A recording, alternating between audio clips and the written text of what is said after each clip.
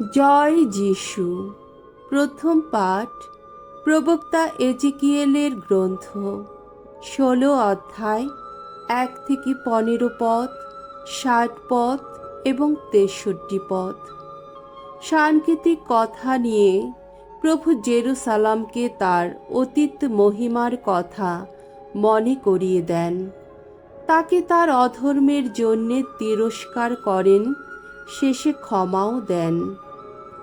একদিন আমার প্রতি উচ্চারিত হল ভগবানের এই বাণী: মানব পুত্র, তুমি জেরুসালামের সামনে তার যত জঘন্য ক্রিয়াকাণ্ডের ছবিটা একবার তুলে ধরো।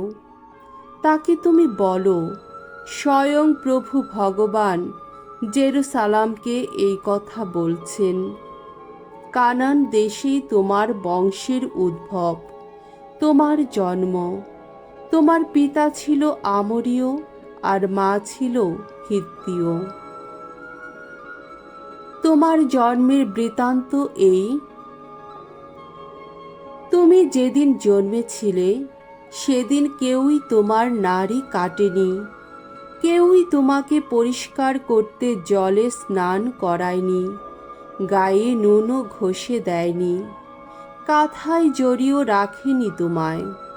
না, সেদিন তোমাকে দেখে কারও এইটুকু দরদ হয়নি যে তোমার প্রতি সদয় হয়ে ওই সব কাজের একটিও করে দেয়। বরং তোমার সেই জন্মের দিনে তোমাকে ঘৃণা করে খোলা মাঠে ফেলে রাখা হয়েছিল। সেই সময় যখন আমি তোমার পাশ দিয়ে যাচ্ছিলাম, আমি তোমায় দেখতে পেলাম। দেখলাম নিজের রক্তে পড়ে আছো তুমি, হাত পা ছুটছ।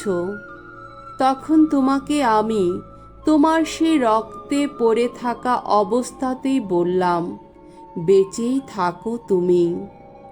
তোমাকে আমি মাঠের চারা গাছের মতোই বাড়তে দিলাম। ক্রমে বড় হয়ে উঠলে তুমি, হয়ে উঠলে দীর্ঘকায়া, নবযৌবনা নারী। সুগঠিত হলো তোমার দুটি স্তন, গোপন কেশের উদ্গম হলো। কিন্তু তখনও তুমি হয়ে থাকলে তেমনি নগ্ন বিবস্ত্র। একদিন আবার তোমার পাশ দিয়ে যাবার সময়ে দেখলাম যে সেই বয়স তোমার এসে গেছে, ভালোবাসা বাসির মতো বয়স এসে গেছে। আমি তখন আমার গায়ের চাদরটা তোমার ওপর মেলে দিলাম, ঢেকে দিলাম তোমার নগ্নতা। সেদিন শপথ করে তোমার সঙ্গে নিজেকে বাঁধলাম মিলন সন্ধির বন্ধনে। এ কথা শোনাচ্ছেন স্বয়ং প্রভু ভগবান। আর এইভাবে তুমি আমারই হলে। তখন তোমাকে জলে স্নান করিয়ে তোমার সমস্ত রক্তের দাগ ধুয়ে দিলাম। তারপর তোমার গায়ে মাখিয়ে দিলাম সুগন্ধি তেল। তোমাকে পরিয়ে দিলাম হাতের কাজ করা পোশাক। তোমার পায়ে দিলাম নরম চামড়ার জুতো। কোমরে বেঁধে দিলাম মিহি খোমের কটিবন্ধনী। গায়ে জড়িয়ে দিলাম রেশমের কাপড়। নানা অলঙ্কারে সাজালাম তোমায়। তোমার হাতে পরিয়ে দিলাম কঙ্কন, গলায় দিলাম হার, নাকে নোলক, কানে দুল আর মাথায় অপরূপ মুকুট। এইভাবে সোনা রূপোয় সেজে উঠলে তুমি। মিহি খোম দিয়ে, রেশম দিয়ে বা হাতের কাজ করা কাপড়েই তৈরি হলো তোমার যত পোশাক। তখন সেরা ময়দা, মধু আর তেল এই হলো তোমার আহার। পরমা সুন্দরী হয়ে উঠলে তুমি, পেলে তুমি রানীরই মর্যাদা। বিজাতীয়দের দেশে দেশে ছড়িয়ে পড়ল তোমার রূপের খ্যাতি। কেননা তোমাকে আমি যে শোভায় শোভিত করেছিলাম তাতে তোমার রূপ তখন হয়ে উঠেছিল নিখুঁত।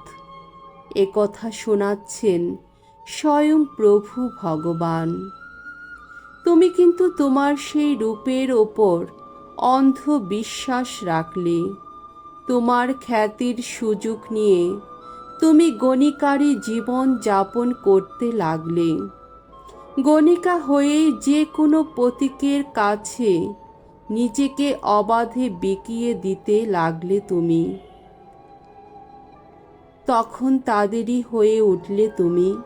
কিন্তু তবুও তোমার যৌবনকালে তোমার সঙ্গে আমার সেই যে মিলন সন্ধি হয়েছিল তার কথা মনে রাখবো আমি। একদিন এমনই এক মিলন সন্ধির বন্ধনে বাঁধব তোমায়, যা হবে চিরস্থায়ী। আর তাই তুমি ওই যা কিছু করেছ আমি সেদিন যখন তা ক্ষমা করব তখন অতীতের সব কথা মনে পড়বে তোমার। সেদিন লজ্জিতই হবে তুমি, এমনই লজ্জা পাবে কোনোদিন মুখ ফুটে কিছু বলতে পারবে না আর। এ কথা শোনাচ্ছেন স্বয়ং প্রভু ভগবান। প্রভুর বাণী। ঈশ্বরকে ধন্যবাদ। শাম সঙ্গীত 12 অধ্যায় 2 পদ 4 থেকে 6 পদ। প্রবক্তা ইসায়ার গীতিকা। ধো প্রভু, নিভেছে তোমার ক্রোধের আগুন, আমায় দিয়েছ প্রাণের আরাম।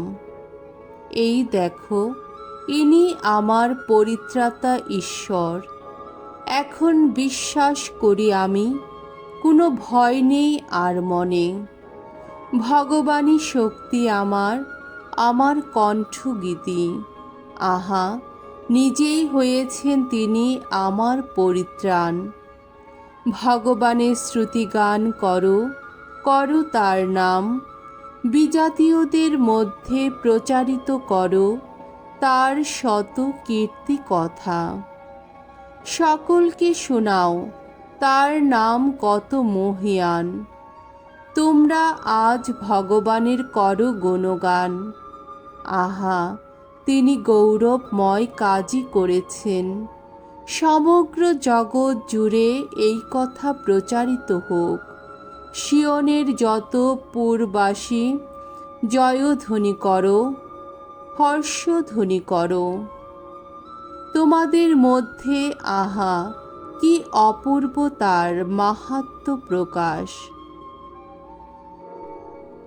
বাণী বন্দনা। জয় জয় প্রভুর জয়। এ বাণী মানুষের নয়, ভগবানের বাণী। এ বাণী তোমরা সবাই বরণ করে নাও, এ যে ভগবানেরই বাণী। জয় জয় প্রভুর জয়। মঙ্গল সমাচার। মথি রচিত মঙ্গল সমাচার 19 অধ্যায় 3 থেকে 12 পদ।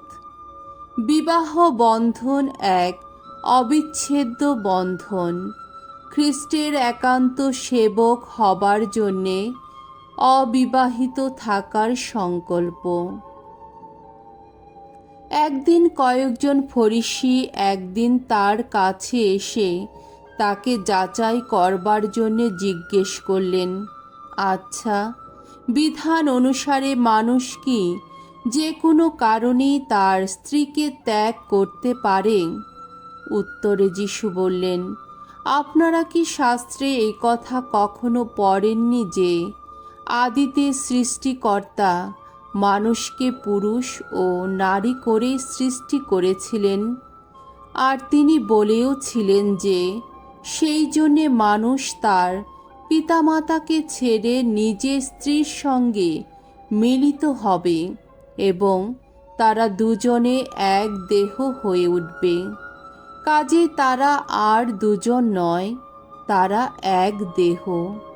তাই বলছি, স্বয়ং ঈশ্বর যা যুক্ত করেছেন মানুষ যেন তা কখনো বিচ্ছিন্ন না করে। ফরিসিরা তাকে তখন জিজ্ঞেস করলেন, তাহলে মসি কেনই বা এই নির্দেশ দিয়ে গেছেন যে ত্যাগপত্র দিয়েই স্ত্রীকে ত্যাগ করতে হবে? যিশু উত্তর দিলেন, আপনাদের হৃদয় পাষাণ ছিল বলেই মসি সেদিন স্ত্রীকে ত্যাগ করার অনুমতি আপনাদের দিয়ে গেছেন। আদিতে কিন্তু এমনটি ছিল না। আর আমি আপনাদের বলেই রাখছি, যে কেউ অবৈধ সম্পর্কের কারণে ছাড়া অন্য কোনো কারণে নিজের স্ত্রীকে ত্যাগ করে এবং পরে অন্য কাউকে বিয়ে করে, সে কিন্তু ব্যভিচার করে। শিষ্যেরা তখন তাকে বললেন, স্বামী স্ত্রীর সম্পর্কটা যদি এমনই হয় তাহলে তো বিয়ে না করাই ভালো। যিশু উত্তর দিলেন, সকলে তো এই কথা বোঝে না, বুঝে শুধু তারাই যাদের বুঝবার ক্ষমতা দেওয়া হয়েছে। এমন মানুষ অবশ্য আছে যাদের পক্ষে বিয়ে করা সম্ভব নয়, কেননা জন্ম থেকে তাদের সেই দৈহিক ক্ষমতাই নেই। আবার এমন মানুষও আছে যাদের সেই দৈহিক ক্ষমতা নষ্টই করে দেওয়া হয়েছে। কিন্তু এমন মানুষও আছে যারা স্বর্গ রাজ্যের জন্যেই সেই ক্ষমতা প্রয়োগ করবে না বলেই সংকল্প নিয়েছে। এ কথা যে বুঝতে পারে সেই বুঝুক। প্রভুর মঙ্গলময় বাণী। খ্রিস্ট প্রভু তোমার প্রশংসা হোক।